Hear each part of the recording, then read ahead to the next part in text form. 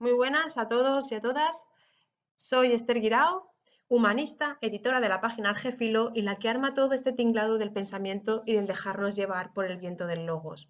En el Filocafé de hoy nos preguntamos sobre ¿hay personas completamente malas? Esposar a una persona con las manos en la espalda, atarle a una cuerda y colgarla, asesinar a una madre o a un padre ante sus hijos, dejar morir de sed, hambre y frío a personas indefensas, encerrar a la fuerza a mujeres, hombres y niños en un edificio y prenderle fuego. Todos estos actos nos parecen horribles. Nos resulta doloroso tan solo imaginar que nosotros o las personas que queremos fuésemos las víctimas. Y bueno, por supuesto, tampoco nos podemos ni imaginar cometiendo esos actos. Los actos horribles que se han mencionado antes no son cosa de la antigüedad, sino que todos han sucedido en el siglo XXI. Se trata de las atrocidades que configura el abuso sexual, la violencia de género, los atentados terroristas, las guerras, los genocidios. Esto es un ejemplo del mal hecho realidad. Me gustaría leer un fragmento de R.L. Stevenson de su obra El extraño caso del Dr. Jekyll y Mr. Hyde. Leo el fragmento. El lado malo de mi naturaleza, al que había transferido el poder de plasmarme, era menos robusto y desarrollado que mi lado bueno, que poco antes había destronado. Así explico que Edward Hyde fuese más pequeño, más ágil y más joven que Henry Jekyll. Así como el bien transpiraba por los trazos de uno, el mal estaba escrito con letras muy claras en la cara del otro. Además, el mal había impreso en ese cuerpo su marca de deformidad y corrupción. Sin embargo, cuando vi esa imagen espeluznante en el espejo, experimenté un sentimiento de alegría, de alivio, no de repugnancia. También aquel era yo. Me parecía natural y humano. A mis ojos, incluso esa encarnación de mi espíritu pareció más viva, más individual y desprendida del imperfecto y ambiguo semblante que hasta ese día había llamado mío. Y en esto no puedo decir que me equivocara. He observado que cuando asumía el aspecto de Hyde nadie podía acercárseme sin estremecerse visiblemente. Y esto, sin duda, porque, mientras que cada uno de nosotros es una mezcla de bien y de mal, Edward Hyde, único en el género humano, estaba hecho solo de mal.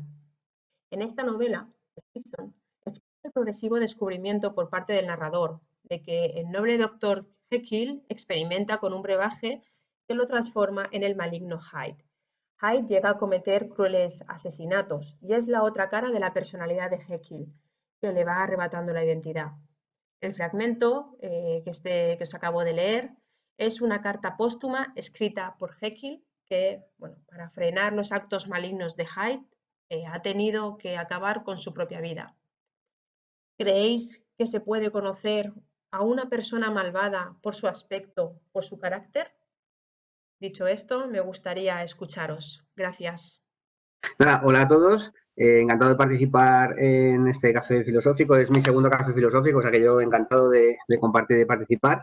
Y bueno, por romper un poco el hielo sobre esta cuestión, ¿no?, que comentaba de Jekyll y Mr. Hyde, ¿no?, y cómo pues efectivamente ese brebaje nos va construyendo, va generando que nuestra identidad, ¿no?, se vaya haciendo mal. Y sí que es verdad que me parece curioso un poco, me recuerda un poco a Rousseau, ¿no?, con esta idea del buen salvaje que cuando entra en sociedad pues empieza a beber ese brebaje de la sociedad y empieza como a corromperse, ¿no?, y empieza poco a poco a cada vez ir engendrando el mal en sí, ¿no?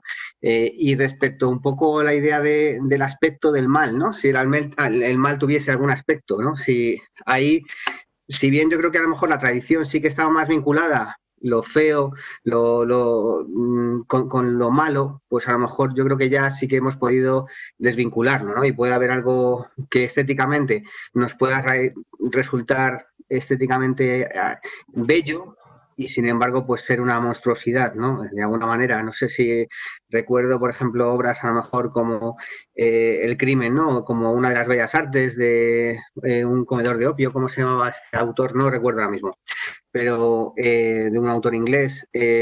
Bueno, un poco el que la estética y la ética, pues bueno, se han separado también, ¿no? Y como el espectáculo moral pues no sé hasta qué punto en un momento dado puede ser un espectáculo, pues recuerdo, no sé, los gladiadores, por ejemplo, ¿no? Pues puede ser desde algo que en aquel momento pueda ser un espectáculo bello, ¿no? Cuando pueda ser sumamente cruel o sumamente terrible, ¿no? A nuestro modo de entender. Sí, a mí me gustaría comentar una cosa respecto a la pregunta que comentaba Esther, si una persona por su aspecto puede, pues, se puede deducir que es mala o no, ¿no? O malvada. En ese sentido, depende un poco de lo que consideremos malo, ¿no? O sea, por ejemplo, poniendo un poco de ejemplos, ¿no? Una persona que tiene un tatuaje nazi en el hombro y la ves en un autobús, ¿se puede considerar mala o no? ¿Te la acercarías? O una persona con tatuajes, no sé, tipo de pandillas. Entonces, en ese sentido, pues a lo mejor es una persona que se ha reformado, ¿no? En ese sentido, el aspecto no te puede decir la situación dinámica de esa persona en concreto. Igual que, por ejemplo, hace poco estuve leyendo un libro súper famoso, que seguramente aquí todos lo habéis leído, en donde se mencionaban los indios hachés, ¿no? Se supone que esa cultura indígena pues mataba niños. Y bueno, así por poner, puedo seguir poniendo un montón de ejemplos, pero la idea sería un poco que no solamente la, el hecho de que una persona esté tatuada o tenga algún simbolismo en su carne, pues significa que esa persona actualmente pues, puede ser considerada como malvada o no, porque puede estar en un proceso de dinamismo, de autoconciencia, de superación de ese pasado o al contrario, ¿no? O sea, todo depende del contexto en donde esté esa persona actualmente, si es un grupo de nazis o de personas con símbolos haciendo desorden social, pues evidentemente no te acercas. Con respecto a la pregunta que has hecho al inicio, yo creo que hay un gran porcentaje de personas en las que sí se refleja el mal, pero no en su aspecto, no en su indumentaria, tanto como en su rostro, en su cara, sobre todo en la mirada, en los ojos. No sé si es por aquello de que el alma se refleja en la cara, como decía, como se ha dicho siempre, o por qué cuestión exactamente, pero yo creo que en la mirada se refleja en gran medida el mal que una persona lleva dentro, sea de la índole que sea, espiritual o de la índole que sea, ¿no? Salvo excepciones, yo creo que hay excepciones. Yo, por ejemplo, me encontré con un caso de una amiga, una persona amiga cuyo nombre voy a obviar por las razones que os imagináis. Era una persona de una gran cultura, de una gran educación, cortesía, y tenía una apariencia física, pues, ciertamente atractiva, ¿no? Sin embargo, con el tiempo, conforme la fui conociendo, fui viendo una gran perversión en sus comportamientos, ¿no? Ya fuera debido a una enfermedad mental o a lo que fuera.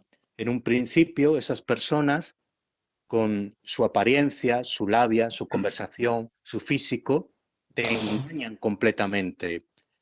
Eh, Esto es lo que de momento quiero aportar para ver si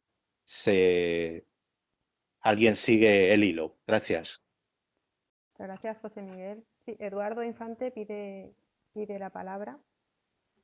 Hola, muy buenas tardes a todos. Muchas gracias a Esther por invitarme al café. Y bueno, pues un par de ideas que me vienen a la cabeza, ¿no? La primera es que cuando nos enfrentamos a un tema tan apasionante como el mal, bueno, pues recordar quizás esta división clásica que, que, que los filósofos hicieron sobre el mal natural y el mal moral, ¿no? Que yo creo que lo podemos aplicar al caso que nos planteaba Esther, porque a mí una de las dudas que me surgen es la persona malvada, cuánto puede haber de naturaleza, de gen, y cuánto puede haber de elección, de construcción del carácter. Hasta qué punto el malvado se ha construido o, o hasta qué punto el malvado nace, ¿no? En este sentido, recuerdo que hace unos meses entrevistaban en la radio a una psiquiatra española que trabajaba pues era la encargada de coordinar todo el sistema carcelario de Nueva York, ¿no? Y en la entrevista ella confesaba que en un par de ocasiones, decía que básicamente lo que se encontraba en las cárceles eran víctimas, ¿no? Víctimas de su historia, de su situación social, etcétera, etcétera, ¿no? Pero que en un par de ocasiones sí que se había encontrado, decía ella, ¿no? Frente a frente ante el mal, ¿no? Y lo definía como una falta absoluta de empatía, una incapacidad de ponerse en la piel de otra persona, ¿no? Ya digo que lo problematizo, ¿no? Yo entiendo, dejo aquí el problema que no lo tengo claro, ¿no? Ahora mismo. Y luego también cuando preparaba el café, enseguida ante el tema, recordé el libro de Viktor Frankl, El hombre en busca de sentido. Hay un momento, ya casi al final del libro, en el que él cuenta una experiencia, cuenta dos experiencias, ¿no? Cuenta que por un lado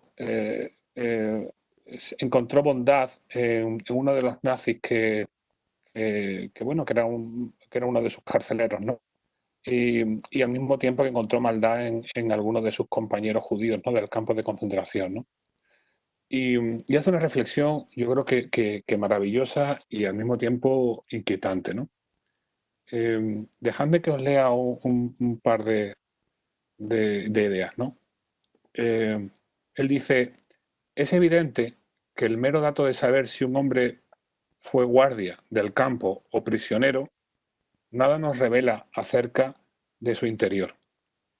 La bondad humana se encuentra en todos los grupos, incluso en aquellos que en términos generales merecen ser condenados. Esto es tremendo porque encontró bondad en un grupo humano que el grupo merecía ser condenado.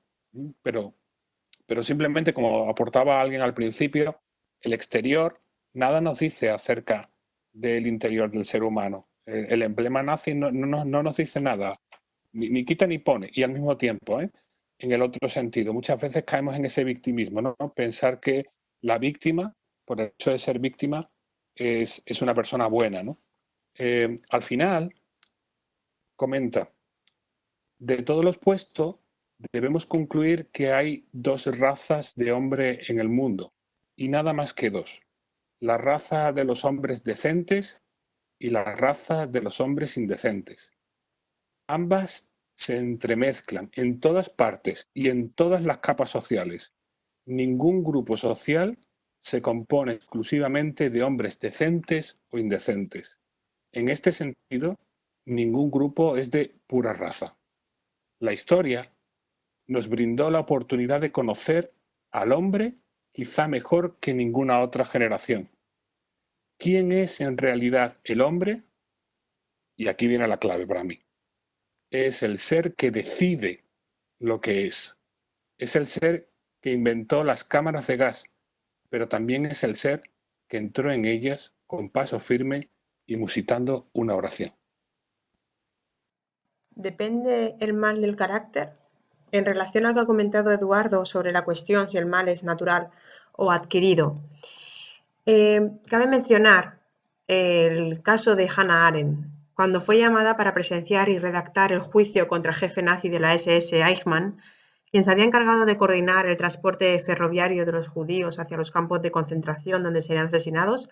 Arendt esperaba encontrarse con un monstruo que poseía todas las virtudes del mal, pero no fue otra su sorpresa que encontrarse con un hombre normal y corriente.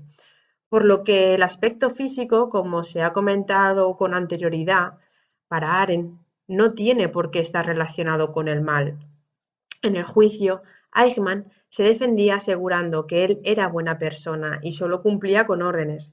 De este juicio, Arendt sacó la idea de que la renuncia a pensar puede causar más daño que todos los males instintivos que el ser humano posee por naturaleza. El mal, por lo tanto, puede ser banal, es decir, que no es necesario tener unos motivos malignos para engendrarlo, donde la existencia del mal reside en el sufrimiento de las víctimas y no en las intenciones de sus perpetradores. Este aspecto de Hannah Arendt, inclusive lo que se ha comentado sobre lo anterior, me ha recordado sobre el experimento Milgram. No sé si lo conocéis, pero lo explico brevemente. Bueno, Stanley Milgram fue un psicólogo social y se preguntaba si una persona normal sin coacciones podía llegar a provocar un sufrimiento grave. En este experimento sobre la memoria pidieron voluntarios. Contaron con un investigador que era actor y un aprendiz que también lo era. La tarea del voluntario consistirá en aplicar castigos a un aprendiz si falla en la memorización de unas palabras. El castigo es una descarga eléctrica que aplicará pulsando progresivamente los botones de un supuesto generador de descargas en una escala de hasta 450 voltios. El experimento está diseñado para que el actor, que hace de aprendiz, falle muchas veces y obligue a aumentar la intensidad de la descarga. Los sujetos que eran voluntarios podían oír las quejas por los golpes en la pared, todo ello simulado por parte del aprendiz. El dato realmente alarmante es que solo un 36% de los participantes se negó a seguir aplicando descargas. El resto seguía las directrices del científico, que decía, por favor, continúe o es esencial para el experimento, prosiga. Este experimento muestra que la bondad o la maldad de los actos de una persona dependen más de la situación que del carácter, incluso en situaciones en las que las personas no se sienten amenazadas. Gracias, Esther. No, simplemente era confirmar las palabras de Eduardo. Estoy muy de acuerdo con él, aunque yo antes he afirmado que hay un gran porcentaje de personas cuyo mal o cuya maldad se refleja en su rostro, en su mirada. Sí que es cierto lo que decía Viktor Frankl en El hombre en busca de sentido y en otras muchas de sus obras, que tiene varias más. Es cierto que el mal o la maldad es algo transversal. Y además yo lo digo por experiencia propia. Es decir, aunque yo habitualmente me defino como una persona con una ideología de izquierdas, es cierto que el mal lo he visto en personas de ideología derechista, de ideología izquierdista, en personas de toda raza, sexo, género, condición y nacionalidad. Estoy muy de acuerdo con lo que decía Viktor Frankl. Hay una figura en los campos de concentración, que creo que Viktor Frankl también la menciona, que es la figura de los overcapos. Y eran judíos que eran presos de confianza de los nazis, que a veces eran mucho más crueles que los propios oficiales de las SS. Nada más. Vale. Sí, a raíz de lo que decía Esther y un poco también para continuar la conversación, me parece muy interesante lo que decías de Hannah Arendt, en el sentido de también un poco recordar un poco que hay cierta idea de mal que está muy vinculada con lo que es la cosificación del ser humano, ¿no? Y también un poco esta idea también que me parecía curiosa, ¿no? Que de alguna manera el mal nace de la posibilidad de responsabilizarnos del ser humano, porque la existencia es sumamente compleja, el existir simplemente de lo vivo es sumamente una cantidad de desequilibrios, catástrofes e injusticias y desregulaciones con el entorno, con los demás, que me parece que ya de por sí es una especie de lucha cruel, ¿no? O de por lo menos lucha por la vida, ¿no? O por la supervivencia, y el ser humano es el único que, bueno, se tiene que ir planteando continuamente este problema de que no puede participar de la misma forma, ¿no? Que lo vivo en esta lucha por la existencia, sino que tiene que responsabilizarse del modo en que lo hace. Y es complicado porque simplemente el vivir ya tiene externalidades. Por ejemplo, hay uno de los problemas que surge actualmente, es que nosotros que vivimos en este tipo de sociedades, que nos consideramos moralmente más o menos razonables, sin llegar a extremos de maldad terribles, sin embargo, sabemos de las consecuencias que tiene nuestra forma de vida, ¿no? Nuestro estilo de vida en otras sociedades, en otras zonas del planeta, o lo que pueda estar generando, ¿no? Los problemas que puedan estar generando, las dificultades o las explotaciones económicas, la generación simplemente del cambio climático, bueno, ciertas cosas que pueden ir sucediendo, o por ejemplo la explotación de niños en las minas de coltán con nuestros móviles, o la explotación de trabajadores en Asia para montarnos nuestros iPhone o nuestros videojuegos, o nuestros, bueno, pues el caso son externalizaciones que viene también un poco a cuento de lo que decías del experimento Milgram, con esta idea de que cuanto más alejamos a la persona que sufre de nuestro contacto, de nuestra relación, ¿no? Pues esas externalidades, esas externalizaciones, esas cosas que son como residuos o restos de nuestras acciones, pues no nos responsabilizamos de ellas, ¿no? Y ahora quizá estamos empezando a tomar conciencia, es una nueva forma de responsabilizarnos, es extraña también porque nos tenemos que responsabilizar de cosas que están demasiado lejos y que no nos vemos en nuestro día a día realmente malvados, y sin embargo, pues a lo mejor estamos haciendo un gran mal, ¿no? Como colectivo, ¿no? Pues simplemente, bueno, otra idea más que dejo, nada más, por reflexionar. Gracias. Quería hablar un poco sobre el mal, sin querer psicologizarlo, sino que relacionarlo también con un sistema económico perverso, o con la palabra perverso, obviamente con la intencionalidad de poder relacionar el ámbito, digámoslo así, individual con un sistema económico que permite el mal o que quiere infundir el mal en vistas a poder eliminar ciertas ideas. Pienso el caso, por ejemplo, de la CIA en Estados Unidos. Yo soy latinoamericana, soy chilena. Nosotros fuimos un experimento del neoliberalismo y me parece que el Plan Cóndor, por ejemplo, ideado por los Estados Unidos y por la CIA durante la Guerra Fría, fue algo muy malo, en el sentido de que se violaron sistemáticamente los derechos humanos mediante torturas. De hecho, el origen de todo ese plan que se ideó en la Escuela de la América, donde se hicieron manuales de tortura, los manuales Kubar, patrocinado todo esto por la CIA, como digo, pero también por investigaciones del psiquiatra Donald Ewen Cameron, que investigó, ¿cierto?, cómo poder, a partir del electroshock en pacientes esquizofrénicos, poder de alguna manera hacer una limpieza y un barrido mental. Me parece horripilante todo esto.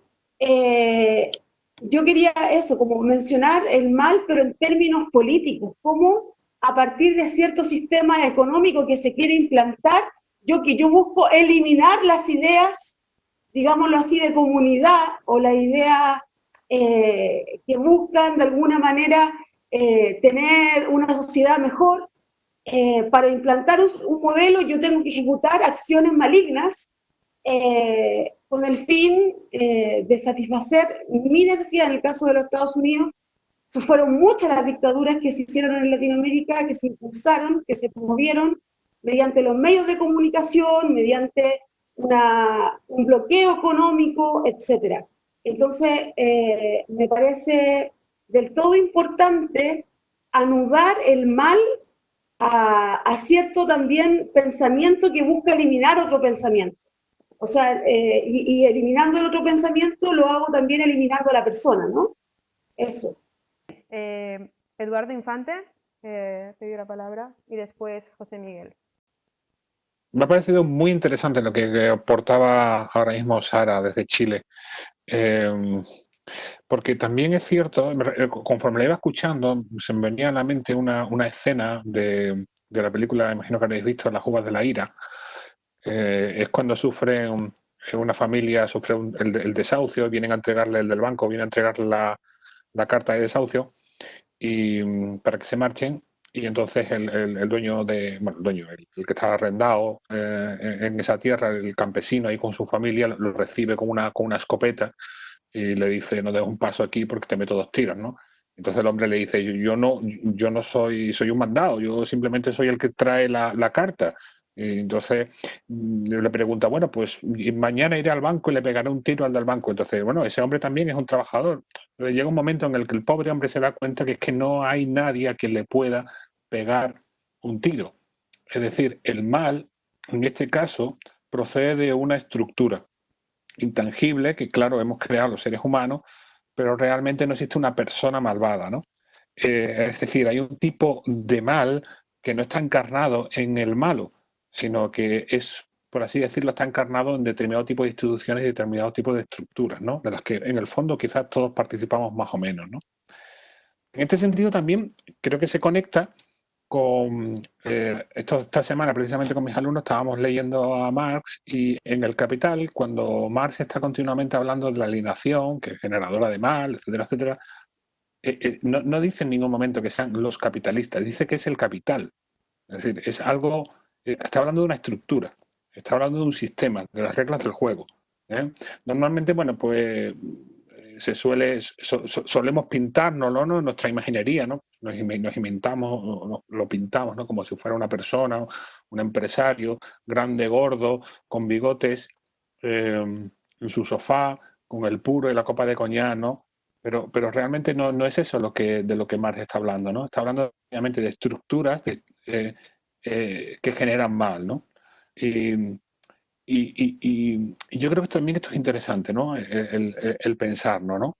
Porque sobre todo el pensar nuestra responsabilidad, estaba comentando yo creo que Miguel antes, nuestra responsabilidad en esas estructuras, ¿no? Y por último me gustaría aportar otra idea, ¿no? Porque se me venía también a la mente. Sin duda no podía hacer otra cosa más que pensar en más allá del bien y del mal de Nietzsche, ¿no? Y la idea de Nietzsche, efectivamente, de que cuando Dios muere, culturalmente, ¿no?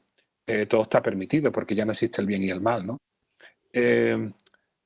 Yo creo que esta idea de Nietzsche es potente y yo creo que tendríamos que abordarlo. Es decir, ¿existe el mal o existe lo malo? Porque si estamos hablando de que existe el mal y podemos diferenciar lo bueno y lo malo, lo hacemos en torno a un principio. ¿Y ese principio de dónde viene? Es decir, ¿quién decide qué es lo que está bien y lo que está mal? Al principio de la conversación, alguien apuntaba efectivamente que lo que nos puede parecer mal a nosotros en otro tiempo o en otro lugar, pues es bueno. Entonces, ¿cuál es el principio por el cual podemos dirimir que lo que hacían los espartanos con sus hijos es algo malo cuando ellos consideraban que eso es algo bueno, ¿no? Ese principio, ¿de dónde viene? Nosotros lo hemos solucionado a lo largo de la historia precisamente con Dios. Ese principio nos lo daba Dios. Dios venía, ¿vale? Y nos daba la ley.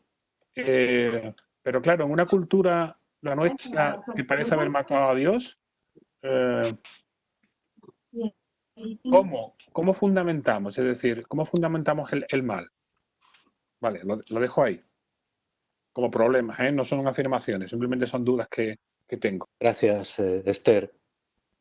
Al hilo de lo que decía Sara desde Chile, yo estoy completamente de acuerdo con ella, ¿no? El neoliberalismo o el capitalismo ha sido un sistema económico y político y de pensamiento, porque también tiene una filosofía detrás, que ha destruido toda Latinoamérica, empezando desde el norte hasta el cono sur, ¿no? Completamente de acuerdo con ella. Lo que ocurre es que aquí en Europa y en gran parte de Occidente parece que decir o afirmar estas cosas es como políticamente incorrecto. Enseguida te tachan de comunista, de marxista, de anarquista, de antisistema. Hay como una especie de incorrección política, ¿no? Pero yo siempre he creído que el capitalismo es un sistema intrínsecamente perverso. Y como decía Eduardo, una estructura de mal. Pero Eduardo, detrás de una estructura de mal hay personas humanas. No es una estructura neutra, no es una estructura que viene del universo exterior. Hay personas humanas, hay líderes políticos, hay líderes financieros, hay líderes de pensamiento o de opinión pública y también hay mucha gente de la sociedad civil que está siendo cómplice de que un sistema que deja fuera de la vida y de la economía a millones de personas esté imponiéndose socialmente, ¿no? Y luego, ya termino, dos conceptos que yo quería incluir en el debate o en la tertulia. Dos conceptos nuevos. El concepto de la redención. ¿Es posible redimirnos del mal individualmente y como sociedad? Gracias. Sí, un poco en línea con lo que han dicho los compañeros. Simplemente quería expresar esta opinión. Yo creo que el mal como tal existe, porque me planteé, no, mientras estaban hablando, ¿es posible que para hacer el mal se necesite interacción? Y creo que sí, y no solo social, sino también biológica, ¿no? Porque el ser humano, nosotros mismos, ¿no? Cuando empezamos a evolucionar en la historia de la humanidad, eh, mm, ya sea por competencia de los propios genes, hay un libro de Dawkins, El gen egoísta, por la propia competencia, ¿no? Por esa especie de tiranía evolutiva, fuimos nosotros los que finalmente evolucionamos, ¿no? Hasta esta forma de pensamiento. A partir de ahí, evolucionaron muchos más individuos como nosotros y empezamos a interactuar, ¿no? Entonces, de esa manera, eso que se daba biológicamente, también nosotros lo replicamos a nivel social. Al final, para hacer el mal necesitamos interactuar con otras personas. Y lo que decían los compañeros, lo del capitalismo, efectivamente, tiene un enfoque egoísta, ¿no? Ya lo decía, yo soy economista, puedo un poco hilar con eso. Adam Smith, el padre de la economía, decía que al final cada individuo opta por, bajo su egoísmo o self-interest, no sé cómo traducir esto al castellano, interés propio, eh, bajo esa guía del interés propio se forma una mano invisible que construye esa sociedad que posteriormente pues estamos hablando pues de la sociedad capitalista tradicional, ¿no? Entonces en ese sentido yo lo veo desde un punto biológico de interacción y también una vez que se forma el ser humano desde un punto de vista sociológico es necesario que exista el mal porque se dan estas interacciones de competencia, de tiranía, y no sé si el capitalismo actual es el propio sistema natural que tenemos para formarnos como sociedad o existen vías alternativas que puedan fomentar otro tipo de soluciones, ¿no? Entonces, bueno, lo dejo ahí. Hola Esther, Hola, hola a Marcos. todos. Este, eh, Creo que, bueno, tengo aquí varias cosas anotadas. Eh, si partimos de la pregunta de si el tema del mal es un tema de la naturaleza o contexto, incluso seguimos hablando de una forma maniqueísta, dualista, sobre el tema del bien y del mal, y se nos hace imposible hablar del mal sin tener que hablar del bien o de lo bueno. Eh, pues uno se hace ciertas preguntas. Si fuese por naturaleza, ¿por qué no hay más cárceles con niños asesinos, por ejemplo? Porque, o sea, hay una condición de naturaleza en el tema de nuestra propia maldad. Y si es por cuestión de contexto, quería, por ejemplo, traer a colación algo muy reciente. Eh, en los barrios populares de Caracas, en un barrio específico, en Petare, que es como los cerros habitados, como las favelas en Brasil, con una ingente cantidad de personas, y el AMPA, no sé si vieron las noticias, ahora con todo esto de Venezuela, que siempre es noticia cada semana, el AMPA se ha apoderado de este barrio y se veían imágenes donde chicos de 14, 16 años, o inclusive un poco menos, iban armados por la calle custodiando la seguridad de las personas del barrio. Y donde los mismos chicos y niñas que se veían en las imágenes, pues no se alarmaban en lo absoluto.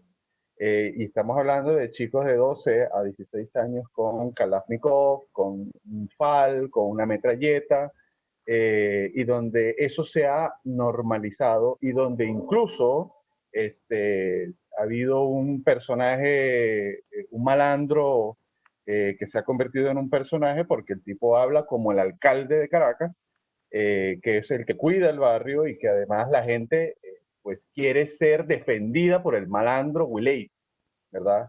Es un poco este mundo al revés, en donde ahora vemos narconovelas, donde el héroe es el narco, eh, y vemos la normalización de estos valores, de la transvalorización. Pero creo que, siguiendo en el tema de las preguntas, si es por naturaleza y contexto, me parece que tenemos un gran problema en nuestra forma de pensar, seguimos pensando de una forma maniqueísta, y un tanto lo siempre irrespondible e inacabable de esto es nuestra forma de pensar.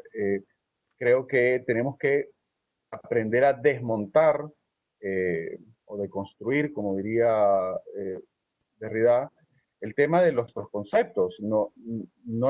Aprendemos a pensar entre lo blanco, o es blanco o es negro, pero no aprendemos a pensar desde el gris, que creo que, trayendo un ejemplo jalado de los pelos, nos fascinó, por ejemplo, Juego de Tronos, porque ningún personaje era ni bueno ni malo, todos eran grises y todos eran capaces de tener bondad y todos eran capaces de tener maldad. Al ejemplo que ponía Esther sobre el experimento del psicólogo, perdón, del no, el otro de ¿cómo se llama? Del militar, del nazi. Bueno, yo creo que más de uno aquí en el, yo creo que más de uno aquí en el grupo de los que estamos escuchando y participando, se plantearía la posibilidad de ejercer el fusilamiento si por sobrevivencia o por ley marcial, o sea, hasta qué punto uno en esa situación lo haría o no, sabiendo que la estructura, de esta de la que hablaba Eduardo, la estructura me aplasta con la ley marcial o me fusila a mí también. Entonces, con este tema, evidentemente, hay un cuento muy lindo de Borges, que es La Casa de Asterión, en donde quien habla no es Teseo, sino quien habla es el Minotauro.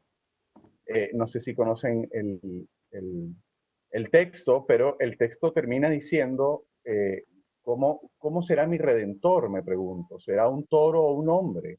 ¿Será tal vez un toro con cara de hombre o será como yo? Entonces termina el cuento diciendo, lo creerás, Ariadna, dijo Teseo. El Minotauro apenas se defendió. Este cuento no solamente muestra el problema de la otredad, sino que muestra también cómo, lo que decía Nietzsche, el bien y el mal son buenos, porque el bueno siempre soy yo y el malo siempre es el otro. Y para responder la pregunta, termino con esto, sobre el tema de la redención, pues le comentaba a Esther y a Carlos Javier en Twitter la semana pasada sobre cómo la filosofía se ha desvinculado tanto de su carácter terapéutico, que lamentablemente eso ha sido hoy tomado por otras ramas, pero que desde la antigüedad, con el Notice Auton o como el texto que muestra Foucault en las clases de él, de la hermenéutica del sujeto, decía, bueno, es que en la medida que pueda conocerme a mí mismo, puedo transfigurar el régimen de verdad y además puedo comenzar a dominarme a mí mismo. Y en la medida que yo pueda dominarme a mí mismo, yo puedo también gobernarme a mí mismo, yo puedo también gobernar mejor a los demás. ¿Dónde está el tema terapéutico? Nos hemos dedicado por siglos a describir el mundo, como dice la tesis de Feuerbach, y que o como decía Derrida, bueno, no describimos con las palabras, sino que creamos realidades, pero en última instancia, por supuesto que tiene que haber una posibilidad de redención y me parece que la filosofía lo tiene y que no sé en qué punto lo hemos, bueno, quizás el culpable puede ser Descartes con su aparición del subjetivismo, pero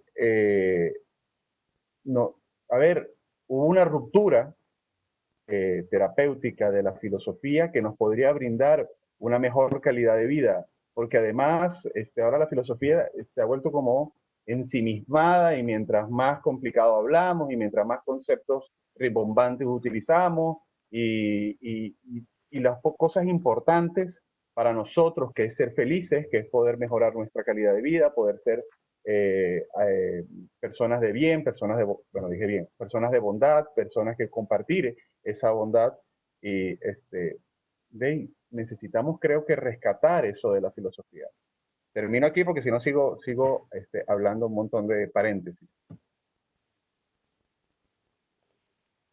Justo, gracias Marcos, justo lo que te comenté el otro día por lo que estuvimos hablando, lo que te comenté, sí que quería sacar este tema, ¿no? El tema de los grises, ¿no? Que no todo es bien, no todo es mal, sino que siempre hay un término en medio, ¿no? O un término medio, como diría Aristóteles, ¿no? Y por ejemplo, Primo Levi, ¿no? Primo Levi también describe la zona gris en la maldad, ¿no? Bueno, Primo Levi fue testimonio de los campos de exterminio nazi, ¿no? Y él habla de la zona gris, ¿no? Una zona de contornos morales no definidos, en los que, bueno, no todo es blanco, no todo es negro, y defiende que entre el blanco y el negro moral existe toda una gama de grises, que en los campos se manifestaba en diversas formas de complicidad de los prisioneros, ¿no? Bueno, esto también se puede relacionar luego con lo que comentó anteriormente Eduardo de Víctor Frank, ¿no? Cuando hace mención que realmente los que deberían de ser juzgados por hacer el mal realmente no hacían tanto mal con respecto a otros que supuestamente eran víctimas y que ejercieron el mal. Bien, Eduardo Infante por aquí lanza una cuestión, que es ¿qué pensáis de la idea de Sócrates de que nadie hace mal a sabiendas y que por tanto la maldad es ignorancia? Bueno, ¿la maldad como fruto de ignorancia o como parte de la virtud? Sí, gracias. 4 breves pinceladas o breves comentarios, nada más. Volviendo un poco al tema de las estructuras de mal, como podría ser el capitalismo, como un ejemplo, estas estructuras de mal, por lo menos en mi opinión, nunca han sido naturales al ser humano, nunca han sido connaturales a la condición humana, sino que en mi opinión han sido impuestas a lo largo de la historia a través de la violencia y de una gran alienación colectiva. Eso en primer lugar. En segundo lugar, yo tengo la concepción de que el mal es algo completamente objetivo e inmutable. Es decir, que el concepto de mal, que la maldad, no se puede relativizar como lo hacía Nietzsche o el nihilismo en general. No pongo en duda la capacidad intelectual de Nietzsche, que era enorme, era enorme. Tiene escritos que a mí me gustan, los aforismos, muchos, pero su relativismo moral a mí me parece de un cinismo desesperante, ¿no? Desesperante. Y en último lugar, dejar caer otra pregunta más para la tertulia, para el debate. San Agustín decía que el mal, creo que era San Agustín, puedo equivocarme, decía que el mal era algo metafísicamente imposible sin el bien. Y esto iría relacionado con la pregunta que planteé antes, ¿no? ¿Es posible redimirnos del mal? Yo creo que sí, porque el bien, aunque parezca mentira, siempre acaba siendo más fuerte que el mal. Gracias. Primero de todo, muchas gracias, Esther, por la invitación al café y saludos a todos los contertulios. Es una conversación muy interesante y me decido a dar un poco mi opinión acerca de la pregunta que lanzaba Eduardo, porque efectivamente, aunque sea una tesis muy dura de oír, yo desde hace muchísimo tiempo no logro evitar ser un intelectualista moral, por decirlo así. Es decir, no logro librarme de la tesis socrático-platónica y también que también defendieron los estoicos y creo que se ha defendido en las escuelas más gnósticas, por decirlo así, de cada cultura, la tesis de que el mal en realidad es ignorancia. Bueno, sabemos que Sócrates parece que defendía que el mal es simplemente ignorancia. Quizá es más matizada la posición que defiende Platón, sobre todo en libros a partir de la República, etcétera, según la cual la maldad sería ignorancia o al menos impotencia. Es decir, para Platón ya no era, como para Sócrates, imposible que se diese debilidad de la voluntad, o sea, de acrasia, como decían los griegos. Sí que podía haber falta de gobierno sobre uno mismo, pero lo importante es que en cualquier caso esa falta de gobierno, como que ilustra Platón con la anécdota de un tal Leoncio que se encuentra unos cadáveres mientras va paseando a lo largo de la muralla de Atenas, se encuentra unos cadáveres y mientras que su razón le dice que no debe entregarse al morbo de mirarlos, sus pasiones le piden hacerlo, y tras un largo debate interno no logra vencer a sus deseos de ver esos cadáveres, y entonces exclama: ahí los tenéis, malditos, y hartaros de mirarlos. Entonces, según Platón, decía que posiblemente es una concepción más matizada, que puede ser que yo sepa lo que está mal y aún así, entre comillas, lo haga, pero no propiamente porque lo haga, sino porque no logre evitar una pasión que me arrastra a hacerlo. Y en ese caso seguiría siendo cierto que la maldad, por lo menos, no es positiva. Yo creo que en realidad el sintagma hacer el mal es una contradicción en los términos. El mal es siempre pasión, siempre se padece, porque ni metafísica ni psicológicamente entiendo qué puede significar hacer el mal. Nosotros hoy en día, desde la modernidad, bueno, desde el cristianismo al menos, pero los griegos no tenían a su disposición esta descripción psicológica, nosotros tenemos una especie de estructura psicológica dibujada en la cual, por un lado, tenemos la racionalidad, que nos puede llegar a ilustrar sobre lo que es el bien y el mal, que tiene que ser universal, tiene que universalizar sus máximas, etcétera, etcétera. Aunque, como habéis comentado algunos, estamos muy lejos de saber qué es el bien y el mal. Por tanto, cuando juzgamos a otros, lo estamos haciendo de una forma hipotética y muchas veces completamente fideísta, ciega, sin saber exactamente por qué atribuimos la maldad, y generalmente nosotros también estamos en el lugar del bien, como habéis dicho. Pero bueno, tenemos la idea de que por una parte está ahí nuestra capacidad racional de determinar lo que está bien y lo que está mal. Por otra parte tenemos los deseos que nos inducen al placer, a satisfacciones que pueden ser egocéntricas, etcétera. Y en medio de estas dos, o por encima más bien de estas dos facultades, estaría esa otra que se llama la voluntad, que los griegos no conocían como facultad psíquica. En la psicología de Platón no existe ese concepto, en Aristóteles tampoco. Existe el concepto de voluntario o involuntario, pero no una facultad que sería la voluntad. Tal como nos la representamos nosotros en la modernidad, por ejemplo, con filósofos como Kant, pero esto viene al menos desde el voluntarismo de finales de la Edad Media, la voluntad sería superior al intelecto. Yo creo que el gran debate que se produjo al final de la Edad Media y que ha determinado el resto de la historia desde entonces es el debate entre quienes pensaban que el intelecto está por encima de la voluntad y quienes pensaban que la voluntad es autónoma respecto del intelecto. Entonces,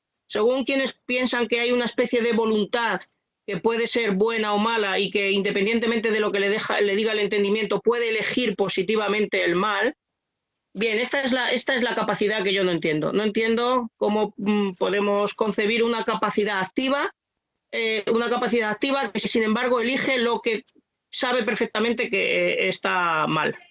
Evidentemente, enseguida replicamos, bueno, lo elige sabiendo que está mal, pero porque le beneficia.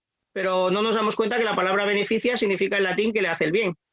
Con lo cual, en realidad, lo que está evaluando el sujeto es unos bienes respecto de otros, y entonces creo que tiene más razón la concepción socrática y platónica de que detrás de la maldad se esconde una profunda ignorancia. Antes se ha pintado aquí la figura de la persona inteligente, atractiva, etcétera, etcétera, que sin embargo tiene una gran perversión. En el caso de que esa perversión no sea realmente una patología, si es una patología, evidentemente el mal no es voluntario. En el caso de que no sea una patología, yo creo que realmente consiste en una gran ignorancia, como decía Sócrates, acerca de lo que realmente somos. Por eso, mientras no hayamos abordado la pregunta de qué somos realmente y, por tanto, cuál es nuestro verdadero interés, pensar que algo nos beneficia es un supuesto. Y bueno, pienso que si analizásemos la conducta humana desde esta concepción mucho más exigente, yo creo que de una moral superior, de que la maldad esconde una profunda ignorancia acerca de nuestra propia naturaleza, o como mucho una impotencia, estaríamos en un camino más adecuado para resolver nuestros propios problemas, tanto individuales como colectivos. Cuando culpabilizamos al otro y le atribuimos maldad, prácticamente ya no hay nada más que hacer más que la guerra contra él. Si el otro ha hecho el mal voluntariamente, ¿qué tienes que enseñarle? No hay nada que enseñarle. Creo que debería ser un postulado imprescindible de todo profesor. Yo soy profesor de filosofía y creo que debería ser un postulado de todo profesor, de cualquier cosa, que al menos, como postulado digo, la maldad se puede corregir con conocimiento. Pero eso implica que en realidad, al fin y al cabo, uno hace lo que cree que está bien. Por supuesto, esto es muy horrible de decir cuando nos representamos los crímenes nazis, etcétera. Pero hay que tener en cuenta que por mucho que nos duela, las personas que cometieron esos crímenes eran muy similares a nosotros y realmente creían que estaban haciendo un bien por el universo y por los seres humanos. Es decir, no se veían como malvados. Una persona que se viese como un malvado y que sin embargo hace eso es un caso patológico. Antes se ha dicho aquí que alguien ha dicho, no recuerdo quién, y termino, que alguna psicóloga había encontrado en una prisión personas verdaderamente perversas o malvadas y que se caracterizaban por una completa falta de empatía por los demás. Sí, esos son los famosos psicópatas, ¿no? Pero evidentemente la psicopatía, como su propia palabra indica, es una patología. Es decir, no es una decisión voluntaria, positiva, no es hacer el mal, es padecerlo. En ese sentido, para mí, que un psicópata esté en prisión es una completa aberración. Un psicópata debería estar en un sanatorio y su mal, si él realmente es incapaz de empatizar, suponiendo que la empatía sea el elemento fundamental, por otra parte, en las decisiones éticas. Pero bueno, no voy a discutir eso ahora. Si una persona es realmente incapaz de empatizar y se dice que, por ejemplo, los psicópatas tienen una amígdala más pequeña que el resto de las personas, etcétera, evidentemente no son responsables de sus actos o culpables de sus actos. Por tanto, insisto, para mí, termino, hacer el mal es una contradicción en los términos y si entendiéramos esto como predicaban Sócrates o Platón o también Cristo cuando dice perdona a los que no saben lo que hacen, quizá estaríamos en condiciones de revolucionarnos como seres humanos. Hola, sí, vale, ahora sí. Bueno, después de esto, Juan Antonio, pues es muy difícil debatir, porque la verdad es que el discurso ha estado bastante bien construido y se le ve muy sólido, muy potente. Yo, la verdad es que sí que es verdad que, bueno, que ante el intelectualismo moral, pues bueno, quizá una de las cosas que se podría decir, pero con mucha dificultad y mucha prudencia por mi parte y sin aventurarme a ser tan categórico, ¿no? Pero sí que un poco el apoyarme, por ejemplo, en una cosa que sucedió al estudiar a Schopenhauer, ¿no? Que es una cosa curiosa simplemente, ¿no? Que es la realidad positiva del mal frente a la negatividad del bien. Es decir, la audacia de Schopenhauer de decir que lo que hay es mal y que entonces no sabría muy bien entonces cómo educar en el bien cuando realmente pues sería una cuestión puramente de negación, ¿no? de algo que es una realidad, ¿no? Que sería el positivo. Y a raíz de Schopenhauer, sin caer en Schopenhauer, me preguntaría simplemente si, igual que la guerra no es la paz, es decir, que son dos conceptos distintos, el mal no es el bien y no se hablan, es decir, que no se están hablando como una ausencia de otro, sino que cada uno tiene su propia realidad positiva. Incluso aquí me apoyo un poco en Schopenhauer, pero sin caer en él, sino decirle, pues vamos a darle realidad positiva al mal, vamos a darle realidad positiva al bien, y que cada uno tenga su conocimiento y su forma de hacer. Es decir, no sé muy bien, para no intentar, ¿no? Pero sería una forma de salida, es decir, que, y sabiendo que estoy intentando improvisar y pensando en directo, o sea que, bueno, y nada más. Muchas gracias. Gracias, Eduardo Infante. Bueno, muy en sintonía con mi compañero Juan Antonio. De hecho, una de las cosas que cuando abordo este tema más me preocupa precisamente es la vieja pregunta de si se puede, en este caso, enseñar la virtud, si se puede enseñar el bien, ¿no? Y cómo hacerlo, además, claro. Pero también hay algo que a mí siempre me aterra y es la tesis de Freud, de que quizás lo que tiene entidad no es realmente el bien, ¿no? Sino que lo que tiene entidad es el mal. Es decir, que lo que todo ser humano lleva realmente dentro es la caja de los truenos. El mal existe y esa perversión existe en nuestras entrañas, ¿no? Y es precisamente el esfuerzo continuado del ser humano de ir construyendo un pacto social, de ir educándose, lo que va haciendo sobre ese mal, va construyendo, va saliendo de esa ciénaga, de ese pozo que todos tenemos dentro y que en cualquier momento, y por eso me da miedo, puede salir, ¿no?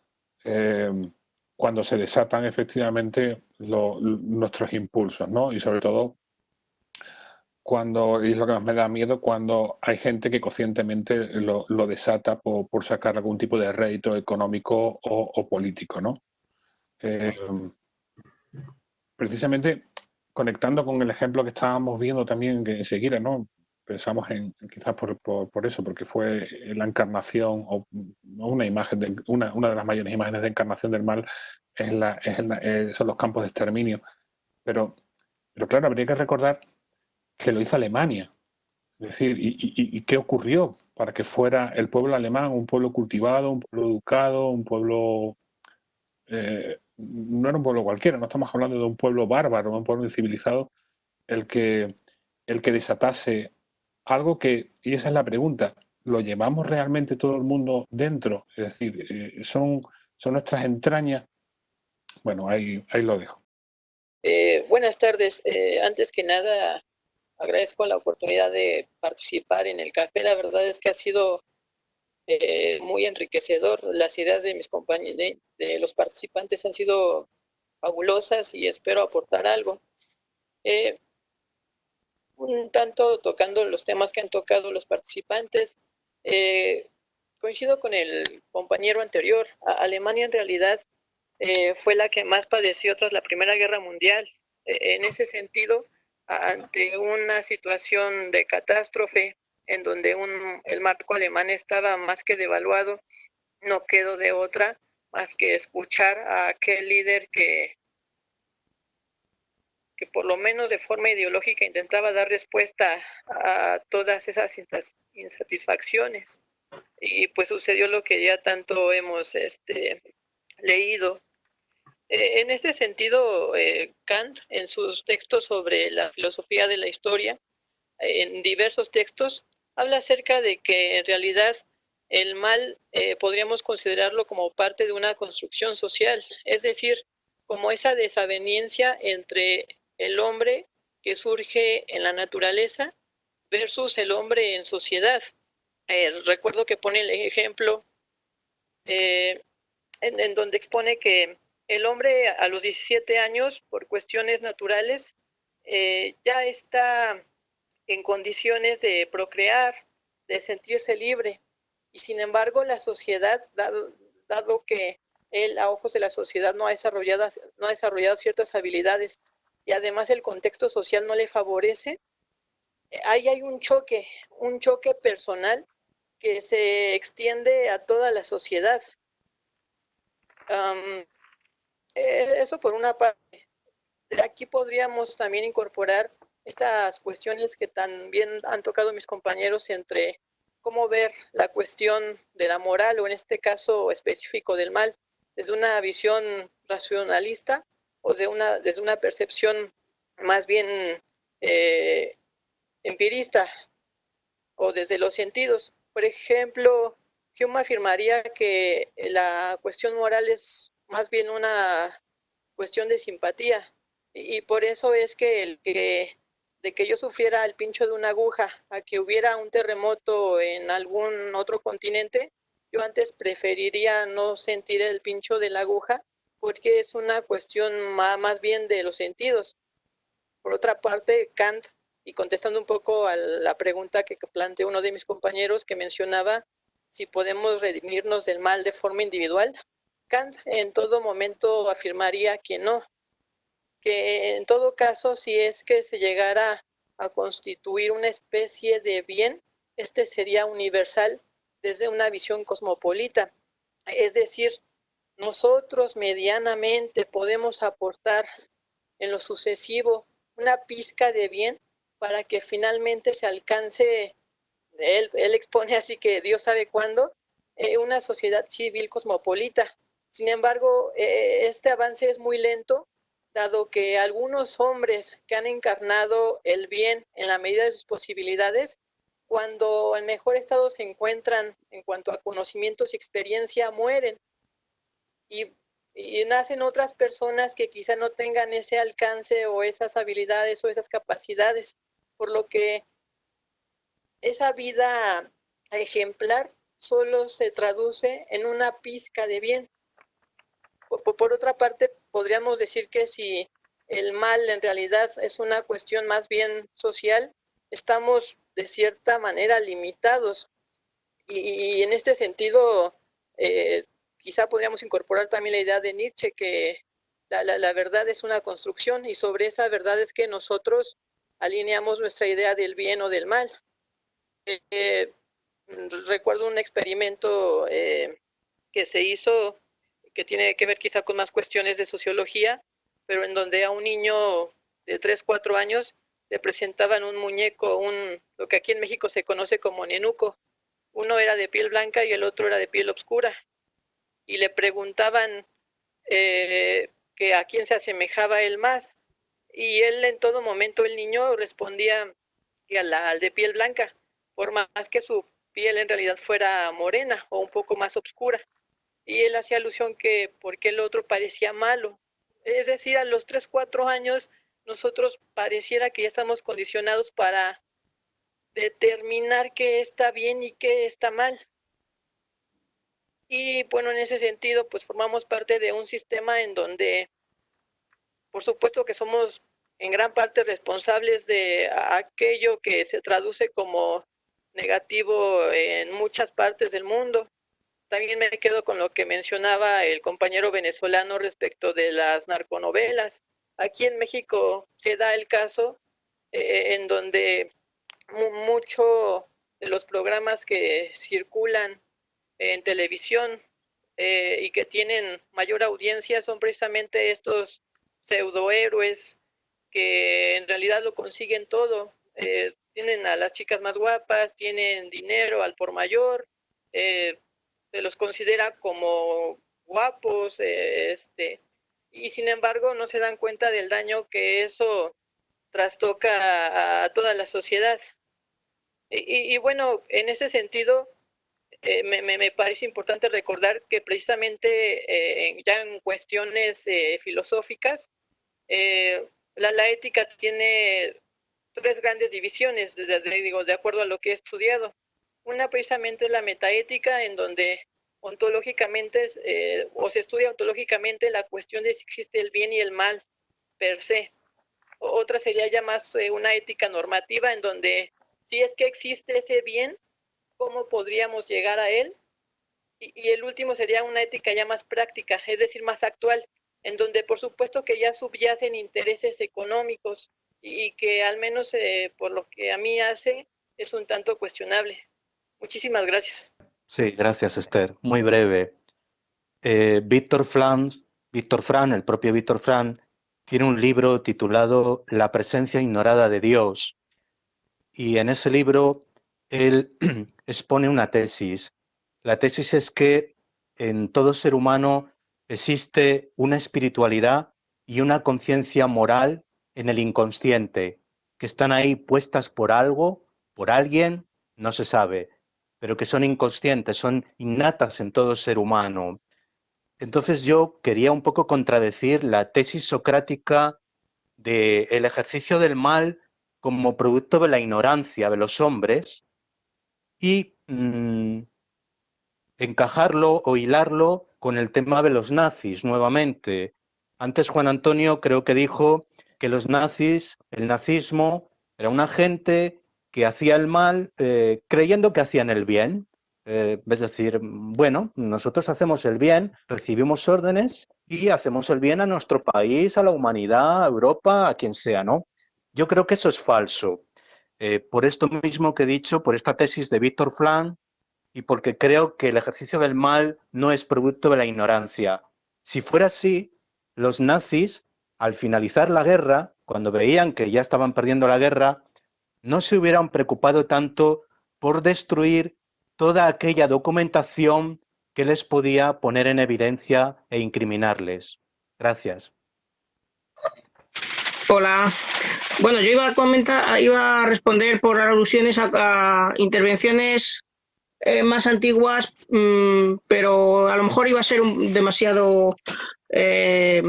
podía correr el riesgo de ser demasiado largo, voy a renunciar a esa intervención, pero gracias a que el compañero acaba de polemizar con eso del socratismo y tal, pues me alegra mucho que haya esa divergencia. Yo sinceramente pienso que por lo que los nazis destruían las pruebas es porque sabían que les iban a imputar, no porque creyesen que esa imputación era justa, sino porque sabían que les iban a imputar, y cualquiera que va a ser imputado pues intenta borrar las pruebas, aunque no considere que esa imputación sea justa, pero es de derecho, es por la fuerza, digamos. De todas maneras, yo insisto, yendo de mi punto de vista, yendo a la base psicológica, psicotrascendental,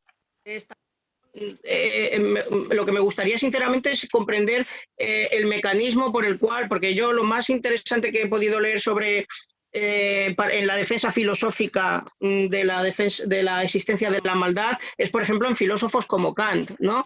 Que dicen que no hay nada bueno más que una buena voluntad y que la voluntad puede ser mala, etc.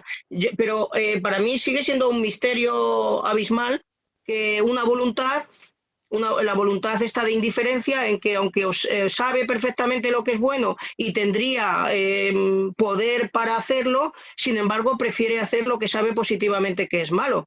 Es decir, para mí es un completo misterio, y una voluntad así de indiferencia, pues para mí no es distinguible de una conducta completamente aleatoria.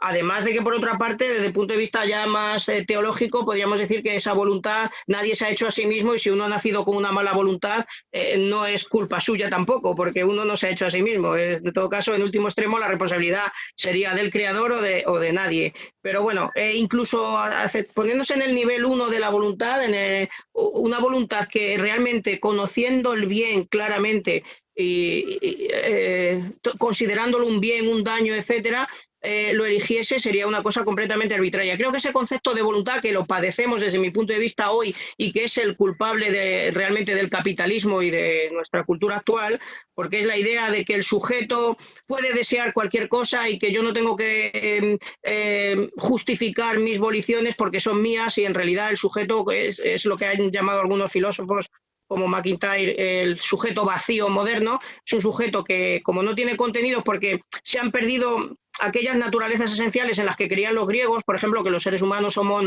seres racionales y que por tanto debemos comportarnos así, etcétera. Como eso se ha perdido en la visión moderna, no hay esas entelequias, pues entonces el sujeto puede elegir cualquier cosa y la libertad se entiende así. Pero yo creo que es mucho más razonable el concepto de libertad en que maneja Platón, y en Platón una persona es libre solo en la medida en que tiene conocimiento. No hay libertad para ignorar al conocimiento. Y eso está expresado en una frase también muy contundente de Hegel, que dice que la máxima libertad coincide con la máxima necesidad.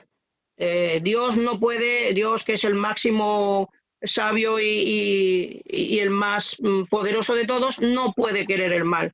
Y a su imagen y semejanza, en la medida que los seres tienen alguna perfección, yo creo que también es absurdo que elijan el mal. Pero bueno, es mi círculo vicioso. Muchas gracias a todos. Vale, bueno, ya veo que aquí el nivel es tremendo, ¿eh? Yo solamente pensaba en hacer alguna reflexión desde el desconocimiento un poco de la filosofía, pero mencionar algún tema de los que se han dicho. Por ejemplo, lo de que, creo que lo ha dicho Eduardo, que si todos llevamos el mal, yo creo que sí, pero somos cada uno responsables y libres de decidir si prevalece o no, ¿eh? Y si no lo podemos decir, pues yo creo que ya estaríamos hablando de enfermedades, ¿no? En cuanto a lo de la ignorancia, yo creo que suena un poco a escurrir el bulto, ¿no? Cada acción que hacemos pues tiene unas consecuencias, y podemos ver si la persona está sufriendo, si son buenas o malas, ¿no? Y en cuanto a redimirse, yo creo que sí que se puede redimir frente a actos de maldad, pero si hay después un arrepentimiento, ¿no? Un propósito de subsanar lo que se ha hecho. Y poco más, simplemente esas reflexiones. Gracias por organizar este café. Brevemente, porque sé que quizás se va a cortar esto y después le toca a Marcos, igual que quería hablar. Simplemente estaba atendiendo muy motivada a todos los compañeros y compañeras que han intervenido. Y como idea para un próximo café, ya que nos estamos despidiendo, ya quedan 6 minutos, me gustaría de algún modo poder relacionar el mal, ya que se ha hablado tanto de Platón y de Sócrates y del intelectualismo socrático, cómo Platón hace una negación o tiene en mal vista al cuerpo, que es justamente donde brota el deseo, y como se ha dicho acá, no recuerdo bien quién, pero se supone que el cuerpo, en tanto deseo, pero en tanto deseo y impulso irracional, digámoslo así, generaría daño. Y otra idea que me gustaría mucho que se pudiera tratar como idea, simplemente como sugerencia, es qué pasa cuando a uno le hacen daño. Pienso, por ejemplo, en Medea de la tragedia griega, que me parecería muy interesante poder hablar sobre la justicia versus la venganza. ¿Qué hago yo si yo padezco el mal por otra persona? ¿Tengo que poner la otra mejilla? ¿Tengo que ajusticiar esa causa? ¿O qué tengo que hacer? Eso súper brevemente. Muchas gracias a todos. Para finalizar, me gustaría concluir con una de las preguntas que lanzó Marcos al final, que por cuestión de tiempo no quedaron grabadas en el audio. Marcos Represas se preguntaba sobre las intervenciones de los asistentes. Una de estas cuestiones era: ¿de qué tenemos que tener conocimiento a la hora de hablar del mal? ¿De qué somos ignorantes? Y bueno, hay que apuntar en lo que uno tiene dentro, el conocerse a sí mismo. Y una última cuestión que gira en torno a cómo dejamos de ser malos y cómo desarrollamos la virtud. Con estas preguntas realizadas por Marcos Represas se dio por finalizado el café del pasado 22 de mayo. Muchas fueron las cuestiones tratadas e ideas y opiniones que se pusieron en común, muchas de ellas rebatidas, argumentadas y apoyadas. Nada más que añadir, simplemente daros las gracias por vuestra asistencia, tanto como a nivel oyente como a nivel de participante. Espero que nos podamos ver en los siguientes Filocafés y que tengáis una gran semana. Gracias.